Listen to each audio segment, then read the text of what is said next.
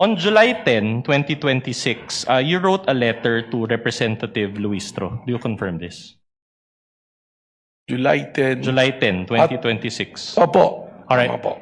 And in that letter, we can confront you with a hard copy, but we can also flash. In that letter, you mentioned, and I quote, "As Director of the Bureau, I will personally attend to represent the NBI at this summit of Director and Commissioner General level law enforcement leaders across the Asia Pacific, which will require my travel and attendance on those dates." Now, those dates pertain to July 21 to 22, 2026. So today and tomorrow. Do you confirm this?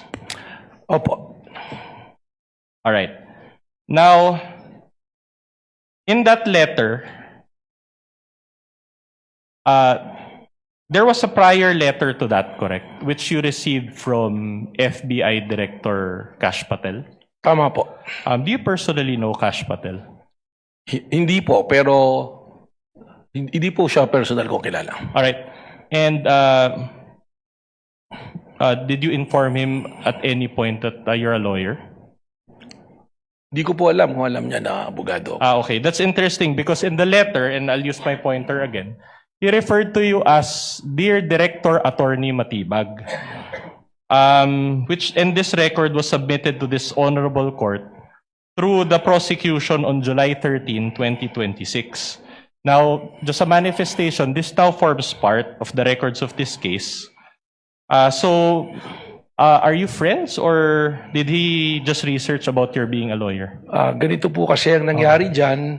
Meron pong high-value target, one of the top 10 most wanted, si Henry Kimball, ang pangalan po niya, who scammed the government about 2.8 billion. Number 2 po siya sa 10 most wanted. And we have a coordination meeting with our local counterpart ng US Embassy na FBI station in Manila, si Ma'am Courtney, asking for our help for the extradition of this person who happens to have a problem in the court in Makati.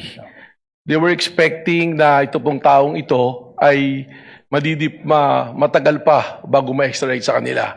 Lumapit po sa atin sa NBI at dahil natulungan po natin na yung inaakala nilang buwan ang lilipas bago ma-extradite, inatulungan po natin sila sa loob ng 2 araw ay na-extradite po.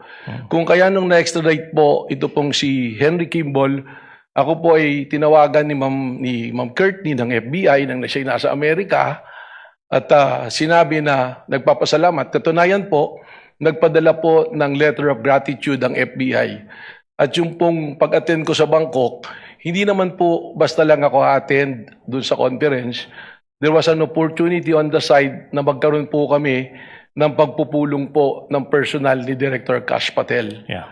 Kaya po gusto ko sana makadalo doon. Thank you for that clarification. Anyway, I'm just asking because the schedule of the court actually changed or was altered because of this letter.